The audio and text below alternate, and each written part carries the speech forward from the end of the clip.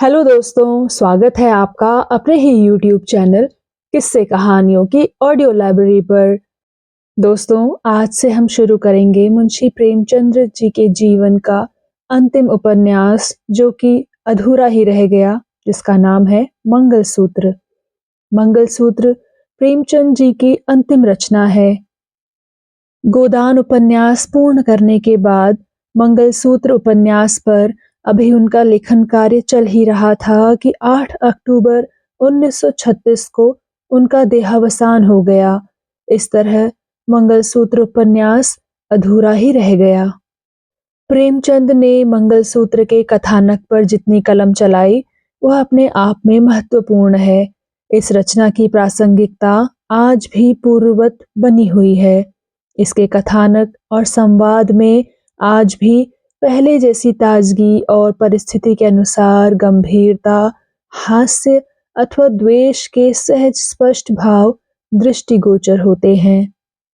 यद्यपि यह उपन्यास अधूरा है, तथापि इसके कथानक में प्रेमचंद की स्वाभाविक कथा शैली की भांति ही परिपूर्णता प्रकट होती है। प्रेमचंद इस उपन्यास के द्वारा जो संदेश देना चाहते थे, उसका प्रभाव अवश्यंभावी रूप से पाठकों के मन पर पड़ता है। वास्तव में मंगलसूत्र उपन्यास लेखक देव कुमार की कहानी है। उसने वर्षों पूर्व अपनी एक जायदाद 10,000 रुपए में बेच दी थी।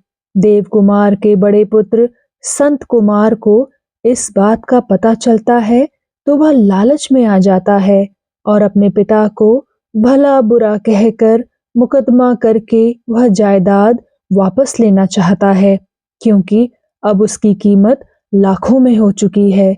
संत कुमार का लालच इतना बढ़ जाता है कि वह अपने एक वकील दोस्त सिन्हा से मिलकर अपने पिता को पागल घोषित करवाना चाहता है। लेकिन इसी बीच विपरीत परिस्थितियों के कारण स्वयं लेखक देव कुमार भी अपनी जायदाद वापस पाने के लिए तैयार हो जाते हैं। तो चलिए शुरू करते हैं इस उपन्यास का प्रथम भाग। बड़े बेटे संत कुमार को वकील बनाकर छोटे बेटे साधु कुमार को बीए की डिग्री दिलाकर और छोटी लड़की पंकजा के विवाह के लिए स्त्री के हाथों में 5,000 रुपए नकद देकर देव कुमार ने समझ लिया कि वह जीवन के कर्तव्य से मुक्त हो गए और जीवन में जो कुछ शेष रहा है उसे ईश्वर चिंतन के प्रति अर्पण कर सकते हैं। आज चाहे कोई उन पर अपनी जायदाद को भोग विलास में उड़ा देने का इल्जाम लगाए, चाहे साहित्य के अनुष्ठान में, लेकिन इससे कोई इनकार नहीं कर सकता कि उनकी आत्मा विशाल थी। यह असंभव था कि कोई उनसे मदद मांगे और निराश हो। भोग विलास जवानी का नशा था और जीवन भर वह उस क्षति की पूर्ति करते रहे, लेकिन साहित्य सेवा के सिवा उन्हें और किसी काम में रुचि न हुई। और यहाँ धन कहाँ, हाँ, यश मिला और उनके आत्मसंतोष के लिए इतना काफी था। संचय में उनका विश्वास भी न था। संभव है परिस्थिति ने इस विश्वास को दृढ़ किया हो, लेकिन उन्हें कभी संचय न कर सकने का दुख नहीं हुआ। सम्मान के साथ अपना निभा होता जाए, इससे ज्यादा वह और कुछ ना चाहते थे। साहित्य रसिकों में जो एक अकड़ होती है, चाहे उसे शेखी ही क्यों ना कह लो, वह उनमें भी थी। कितने ही रईस और राजे इच्छुक थे कि वह उनके दरबार में जाएं, अपनी रचनाएं सुनाएं, उनको भेंट करें, लेकिन देव कुमार ने आत्मसम्मान को कभी हाथ से न जाने दिया। किसी ने बुलाया भी तो धन्यवाद देकर टाल गए।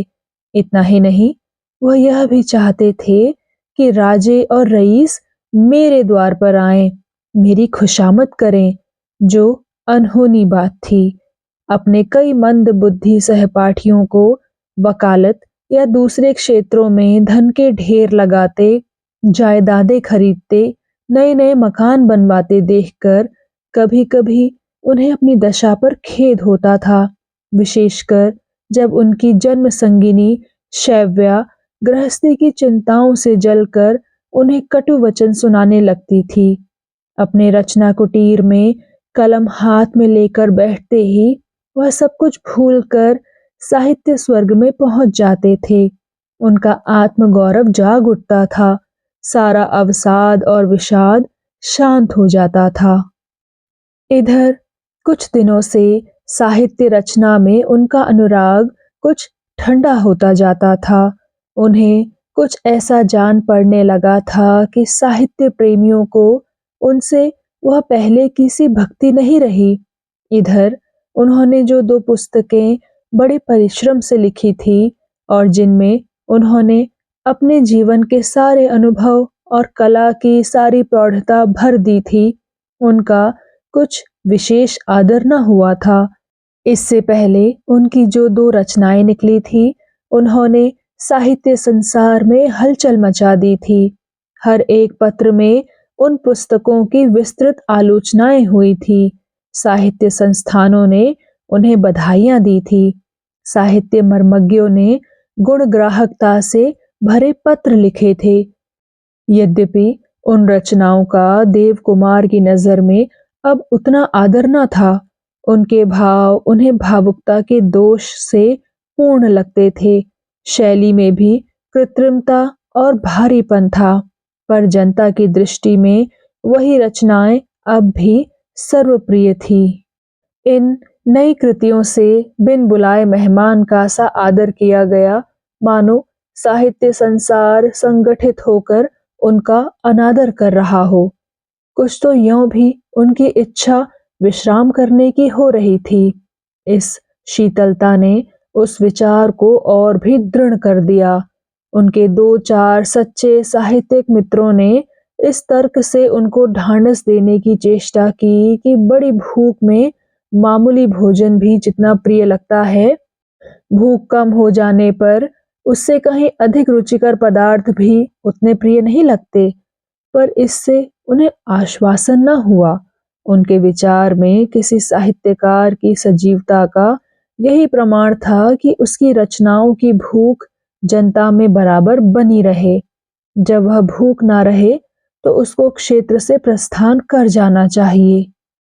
अब उन्हें केवल पंकजा के विवाह की चिंता थी और जब उन्हें एक प्रकाशक ने उनकी पिछली दोनों कृतियों के 5,000 दे दिए तो उन्होंने इसे ईश्वरीय प्रेरणा समझा और लेखनी उठाकर सदैव के लिए रख दी। इन 6 महीनों में उन्हें बार बार अनुभव हुआ कि वे वानप्रस्थ लेकर भी अपने को बंधनों से ना छुड़ा पाए। शैव्या के दुराग्रह की तो उन्हें कुछ ऐसी परवाह न थी।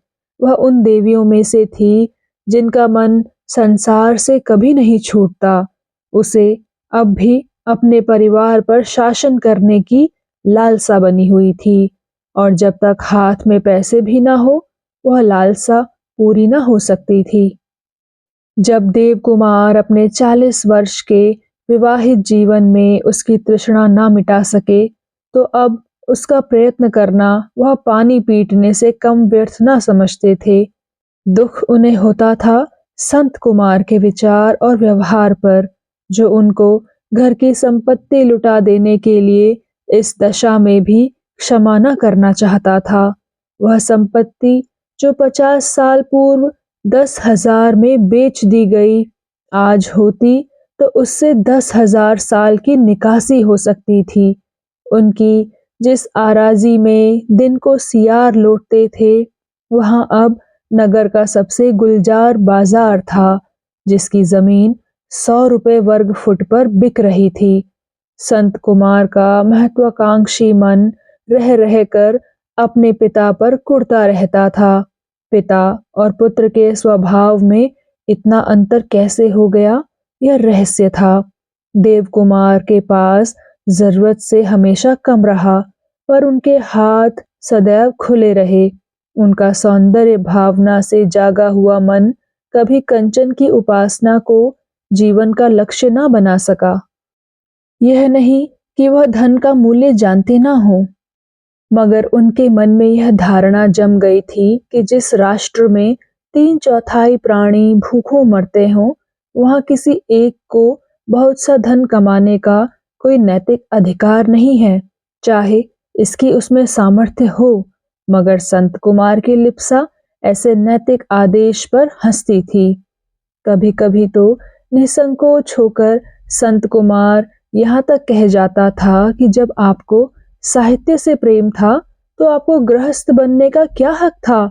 आपने अपना जीवन तो चौपट किया ही, हमारा जीवन भी मिट्टी में मिला दिया और अब आप वानप्रस्थ लेकर बैठे हैं, मानो आपके जीवन के सारे ऋण चुक गए। जाड़ों के दिन थे, 8 बज गए थे। सारा घर नाश्ते के लिए जमा हो गया था। पंकजा तख्त पर चाय, संतरे और सूखे मेवे तश्तरियों में रख दोनों भाइयों को उनके कमरों से बुलाने गई और एक क्षण में आकर साधु कुमार बैठ गया। वह ऊंचे कद का, सुगठित, रूपवान, गोरा, मीठे वचन बोलने वाला सौम्य युवक था, जिसे केवल खाने और सैर सपाटे से मतलब था। जो कुछ मिल जाए वह भरपेट खा लेता था और यार दोस्तों में निकल जाता था। शैव्या ने पूछा, संतू कहाँ रह गया? चाय ठंडी हो जाएगी तो कहेगा यह तो पानी है। बुला ले तो साधु, इसे जैसे खाने पीने की भी छुट्टी नहीं मिलती। साधु सिर झुकाकर रह गया। संत कुमार से बोलते जैसे उसकी जान निकलती थी। शैव्या ने एक क्षण बाद फिर कहा, उसे भी क्यों नहीं बुला लेता? साधु ने दबी जबान से कहा, नहीं, बिगड़ जाएंगे सवेरे सवेरे तो मेरा सारा दिन खराब हो जाएगा। इतने में संत कुमार भी आ गया। शक्ल सूरत में छोटे भाई से मिलता जुलता, केवल शरीर का गठन उतना अच्छा ना था। हाँ, मुख पर तेज और गर्व की झलक के साथ ही एक शिकायत सी बैठी हुई थी, जैसे कोई चीज उसे पसंद ना आती हो। तख्त पर बैठकर चाय मुंह से लगाई और नाक सिकोड़ कर बोले, तू क्यों नहीं आती पंकजा? और पुष्पा कहाँ है? मैं कितनी बार कह चुका कि नाश्ता खाना पीना सबका एक साथ होना चाहिए। शैव्या ने आंखें तरेर कर कहा, तुम लोग खा लो, ये सब पीछे खा लेंगी, कोई पंगत थोड़ी है कि सब एक साथ बैठे। संत कुमार ने एक घूंट चाय पीकर कहा, वही पुराना लचर ढर्रा, कितनी बार कह चुका कि उस पुराने लचर संकोच का जमाना नहीं रहा। शैव्या ने मुंह बनाकर कहा, सब एक साथ तो बैठे, लेकिन पकाए कौन और परोसे कौन? एक महाराज रखो पकाने के लिए, दूसरा परोसने के लिए, तब यह ठाट निभेगा। इस पर संत कुमार तुनक कर बोला, तो महात्मा जी उसका इंतजाम क्यों नहीं करते, या केवल वानप्रस्थ लेना ही जानते हैं? शैव्या बोली, उनको जो कुछ करना था कर चुके, अब तुम्हें जो कुछ करना हो तुम करो। संत कुमार ने कहा, जब पुरुषार्थ नहीं था तो हम लोगों को पढ़ाया लिखाया क्यों? किसी देहात में ले जाकर छोड़ देते। हम अपनी खेती करते या मजूरी करते और पड़े रहते, यह खटराग ही क्यों पाला? शैव्या बोली, तुम उस वक्त ना थे, सलाह किससे पूछते? संत कुमार ने कड़वा मुंह बनाए चाय पी, कुछ मेवे खाए, फिर साधु कुमार से बोले, तुम्हारी टीम कब मुंबई जा रही है जी? साधु कुमार ने गर्दन झुकाए त्रस्त स्वर में कहा, परसों। संत कुमार ने पूछा, तुमने नया सूट बनवाया? साधु बोला, मेरा पुराना सूट अभी अच्छी तरह काम दे सकता है। संत कुमार बोला, काम तो सूट के ना रहने पर भी चल सकता है। हम लोग तो नंगे पांव धोती चढ़ाकर खेला करते थे, मगर जब एक ऑल इंडिया टीम में खेलने जा रहे हो तो वहां वैसा ठाट भी तो होना चाहिए। फटे हाल जाने से तो कहीं अच्छा है ना जाना। जब वहां लोग जानेंगे कि तुम महात्मा देव कुमार जी के सुपुत्र हो तो दिल में क्या कहेंगे? साधु कुमार ने कुछ जवाब ना दिया, चुपचाप नाश्ता करके चला गया। वह अपने पिता की माली हालत जानता था और उन्हें संकट में न डालना चाहता था। शैव्या बोली, अगर साधु कुमार के लिए नए सूट की जरूरत समझते हो तो तुम बनवा क्यों नहीं देते? पिता के ऊपर भार डालने के लिए उसे क्यों मजबूर करते हो? साधु चला गया तो शैव्या ने आहत कंठ से फिर कहा, जब उन्होंने साफ-साफ कह दिया कि अब मेरा घर से कोई वास्ता नहीं और सब कुछ तुम्हारे ऊपर छोड़ दिया, तो तुम क्यों उन पर गृहस्थी का भार डालते हो? अपने सामर्थ्य और बुद्धि के अनुसार जैसा हो सके, उन्होंने अपनी उम्र काट दी। जो कुछ वह नहीं कर सके या उनसे जो चूकें हुई, उन पर फिक्रे कसना तुम्हारे मुंह से अच्छा नहीं लगता। अगर तुमने इस तरह उन्हें सताया, तो मुझे डर है कि वह घर छोड़कर कहीं अंतर्धान न हो जाएं। वह धन ना कमा सके, पर इतना तो तुम जानते ही हो कि वह जहां भी जाएंगे, लोग उन्हें सिर और आंखों पर लेंगे। शैव्या ने अब तक सदैव पति की भर्त्सना ही की थी। इस वक्त उसे उनकी वकालत करते देखकर संत कुमार मुस्कुरा पड़ा। वह बोला, अगर उन्होंने ऐसा इरादा किया, तो उनसे पहले मैं अंतर्धान हो जाऊंगा। मैं यह भार अपने सिर पर नहीं ले सकता। उन्हें इसको संभालने में मेरी मदद करनी होगी।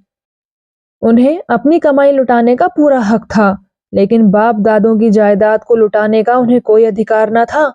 इसका उन्हें प्रायश्चित करना पड़ेगा। वह जायदाद हमें वापस करनी होगी।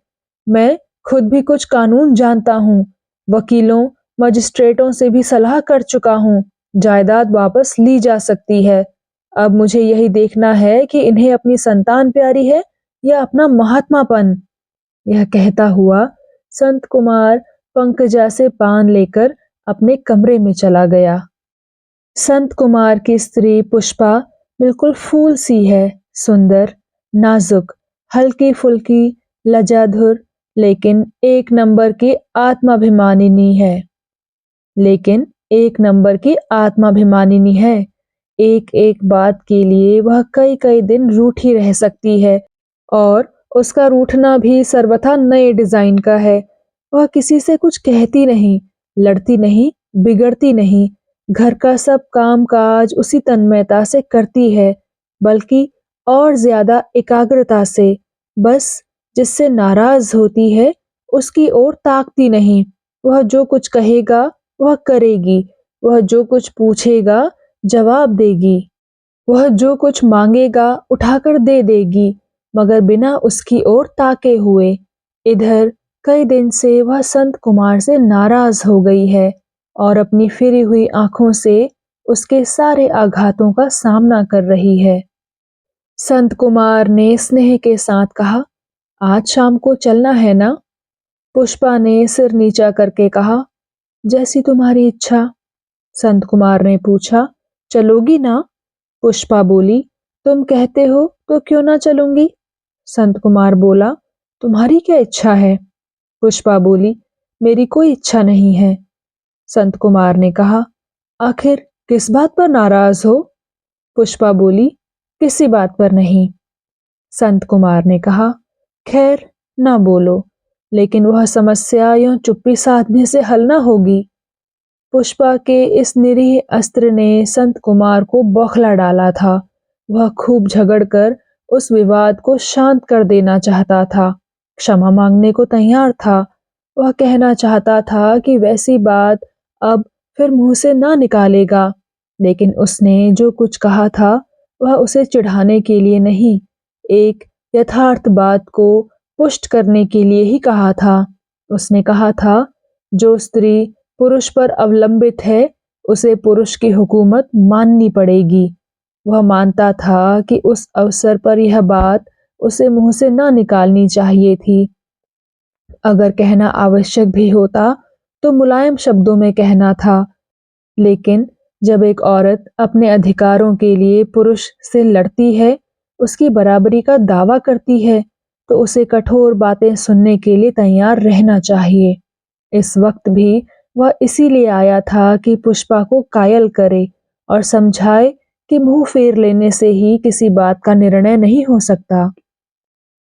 वह इस मैदान को जीतकर यहाँ एक झंडा गाड़ देना चाहता था, जिससे इस विषय पर कभी विवाद ना हो सके। तब से कितनी ही नई नई युक्तियां उसके मन में आ गई थी, मगर जब शत्रु किले से बाहर निकले ही नहीं, तो उस पर हमला कैसे किया जाए? एक उपाय है, शत्रु को बहलाकर उस पर अपने संधि प्रेम का विश्वास जमाकर किले से निकालना होगा। उसने पुष्पा की ठुड्डी पकड़कर अपनी ओर फेरते हुए कहा, अगर यह बात तुम्हें इतनी लग रही है तो मैं उसे वापस लिए लेता हूँ। उसके लिए तुमसे क्षमा मांगता हूँ। तुमको ईश्वर ने वह शक्ति दी है कि तुम मुझसे 10-5 दिन बिना बोले रह सकती हो, लेकिन मुझे तो उसने वह शक्ति नहीं दी। तुम रूठ जाती हो तो जैसे मेरी नाड़ियों में रक्त का प्रवाह बंद हो जाता है। अगर वह शक्ति तुम मुझे भी प्रदान कर सको तो मेरी और तुम्हारी बराबर की लड़ाई होगी और मैं तुम्हें छेड़ने न आऊंगा। लेकिन अगर ऐसा नहीं कर सकती तो कृपया इस अस्त्र का वार मुझ पर ना करो। पुष्पा मुस्कुरा पड़ी। उसने अपने अस्त्र से पति को परास्त कर दिया था। जब वह दीन बनकर उससे क्षमा मांग रहा है तो उसका हृदय क्यों ना पिघल जाए। संधि पत्र पर हस्ताक्षर स्वरूप पान का एक बीड़ा लगाकर संत कुमार को देती हुई पुष्पा बोली, अब से कभी वह बात मुंह से ना निकालना। अगर मैं तुम्हारी आश्रिता हूं तो तुम भी मेरे आश्रित हो। मैं तुम्हारे घर में जितना काम करती हूँ इतना ही काम दूसरों के घर में करूं तो अपना निभा कर सकती हूँ या नहीं, बोलो। संत कुमार ने कड़ा जवाब देने की इच्छा को रोकते हुए कहा, बहुत अच्छी तरह। पुष्पा बोली, तब मैं जो कुछ कमाऊंगी वह मेरा होगा। यहाँ मैं चाहे प्राण भी दे दूं पर मेरा किसी चीज पर अधिकार नहीं। तुम जब चाहो मुझे घर से निकाल सकते हो। संत कुमार बोला, कहती जाओ मगर उसका जवाब सुनने के लिए तैयार रहो। पुष्पा बोली, तुम्हारे पास कोई जवाब नहीं है, केवल हठ धर्म है। तुम कहोगे यहाँ तुम्हारा जो सम्मान है वह वहां ना रहेगा। वहां कोई तुम्हारी रक्षा करने वाला ना होगा, कोई तुम्हारे दुख दर्द में साथ देने वाला ना होगा। इसी तरह की और भी कितनी ही दलीलें तुम दे सकते हो, मगर मैंने मिस बटलर को आजीवन कुंवारी रहकर सम्मान के साथ जिंदगी काटते देखा है। उनका निजी जीवन कैसा है यह मैं नहीं जानती। संभव है वह हिंदू गृहिणी के आदर्श के अनुकूल ना रहा हो, मगर उनकी इज्जत सभी करते थे और उन्हें अपनी रक्षा के लिए किसी पुरुष का आश्रय लेने की कभी जरूरत नहीं हुई। संत कुमार मिस बटलर को जानता था। वह नगर की प्रसिद्ध लेडी डॉक्टर थी। पुष्पा के घर से उसका घराव सा हो गया था। पुष्पा के पिता डॉक्टर थे और एक पेशे के व्यक्तियों में कुछ घनिष्ठता हो ही जाती है। पुष्पा ने जो समस्या उसके सामने रख दी थी उस पर मीठे और निरीह शब्दों में कुछ कहना उसके लिए कठिन हो रहा था और चुप रहना उसकी पुरुषता के लिए उससे भी कठिन था। संत कुमार दुविधा में पड़कर बोला, मगर सभी स्त्रियां मिस बटलर तो नहीं हो सकती। पुष्पा ने आवेश के साथ कहा, क्यों? अगर वह डॉक्टरी पढ़कर अपना व्यवसाय कर सकती हैं तो मैं क्यों नहीं कर सकती? संत कुमार बोला, उनके समाज और हमारे समाज में बड़ा अंतर है। पुष्पा बोली, अर्थात उनके समाज के पुरुष शिष्ट हैं, शीलवान हैं और हमारे समाज के पुरुष चरित्रहीन हैं, लंपट हैं, विशेषकर जो पढ़े लिखे हैं।